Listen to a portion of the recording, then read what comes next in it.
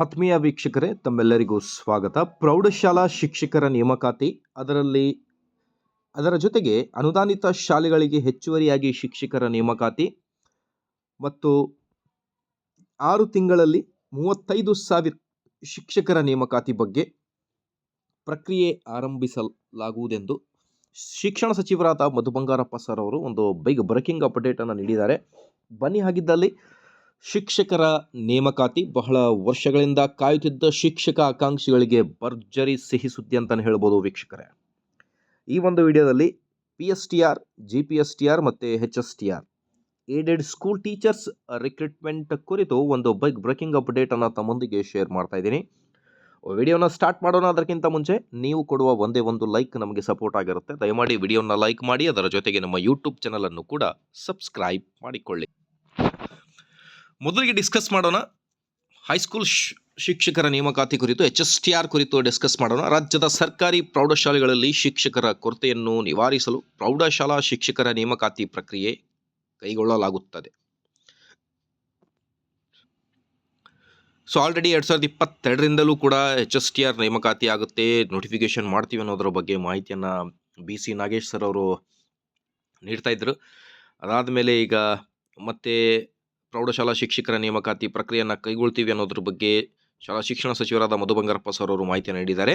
ಶಿಕ್ಷಣ ಸಚಿವರಾದ ಶ್ರೀ ಮಧು ಬಂಗಾರಪ್ಪ ಅವರು ಮುಂದಿನ ಶೈಕ್ಷಣಿಕ ವರ್ಷದೊಳಗೆ ಹಂತ ಹಂತವಾಗಿ ನೇಮಕಾತಿ ನಡೆಯಲಿದೆ ಎಂದು ತಿಳಿಸಿದ್ದಾರೆ. ದಟ್ ಮೀನ್ಸ್ ಈಗ March, I think most probably March ಅಥವಾ ಏಪ್ರಿಲ್ನಲ್ಲಿ ನೋಟಿಫಿಕೇಶನ್ ಬರಬಹುದು. ಇನ್ ಕೇಸ್ ಮುಂದಿನ ಅಕಾಡೆಮಿಕ್ ಇಯರ್ ಅಂತ ಹೇಳಿದರೆ ಮತ್ತೆ ನೀವು ಜನವರಿ ಫೆಬ್ರವರಿಯಲ್ಲಿ ನೋಟಿಫಿಕೇಶನ್ ಮಾಡಬೇಕಾಗುತ್ತೆ. Hope for the best. So ಹಂತ ಹಂತವಾಗಿ ನೇಮಕಾತಿ ಮಾಡ್ತೀವಿ ಅನ್ನೋದ್ರ ಬಗ್ಗೆ ಮಾಹಿತಿ ನೀಡಿದ್ದಾರೆ. ಸೊ ನೇಮಕಾತಿ ಆಗುವವರೆಗೆ ಅತಿಥಿ ಶಿಕ್ಷಕರನ್ನು ನೇಮಕಾತಿ ಮಾಡಿಕೊಳ್ಳಲಾಗುವುದರ ಬಗ್ಗೆಯೂ ಕೂಡ ಮಾಹಿತಿಯನ್ನು ನೀಡಿದ್ದಾರೆ. ಸೊ ಅದಕ್ಕೆ ಅರ್ಹತೆ ತಮಗೆ ಗೊತ್ತಿದೆ, ಸಂಬಂಧಿಸಿದ ವಿಷಯದಲ್ಲಿ BA ಅಥವಾ BSc, B.Ed ಕಡ್ಡಾಯ. ಸೊ ಕರ್ನಾಟಕ TET ಬಗ್ಗೆ ಇನ್ನೂ ಯಾವುದೂ ಕೂಡ ಸ್ಪಷ್ಟ ಮಾಹಿತಿ ಇಲ್ಲ.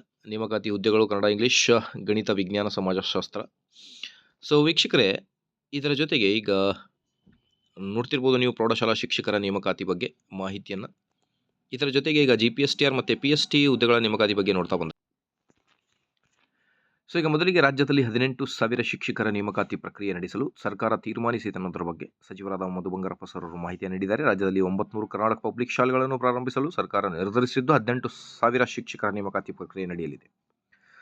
ಸೊ ಹಾಗಾಗಿ ಈಗ HSTR ಮತ್ತು GPSTR, PST ಮುಂದಿನ ಅಕಾಡೆಮಿಕ್ ವರ್ಷದ ಒಳಗೆ ನಾವು ಶಿಕ್ಷಕರ ನೇಮಕಾತಿಯನ್ನು ಮಾಡ್ತೀವಿ ಅನ್ನೋದ್ರ ಬಗ್ಗೆ ಭರವಸೆಯನ್ನು ಕೂಡ ನೀಡ್ತಾ ಇದ್ದಾರೆ. ಸೊ ಕಾದು ನೋಡೋಣ ನೋಟಿಫಿಕೇಶನ್ ಬರುವುದು ಯಾವಾಗ ಅನ್ನೋದ್ರ ಬಗ್ಗೆ. ಇದೇ ಥರ ಲೇಟೆಸ್ಟ್ ಅಪ್ಡೇಟ್ಗೋಸ್ಕರ ಪ್ಲೀಸ್ ದಯವಿಟ್ಟು ವಿಡಿಯೋನ ಲೈಕ್ ಮಾಡಿ, ನಮ್ಮ ಯೂಟ್ಯೂಬ್ ಚಾನಲನ್ನು ಸಬ್ಸ್ಕ್ರೈಬ್ ಮಾಡಿಕೊಳ್ಳಿ. Thank you friends.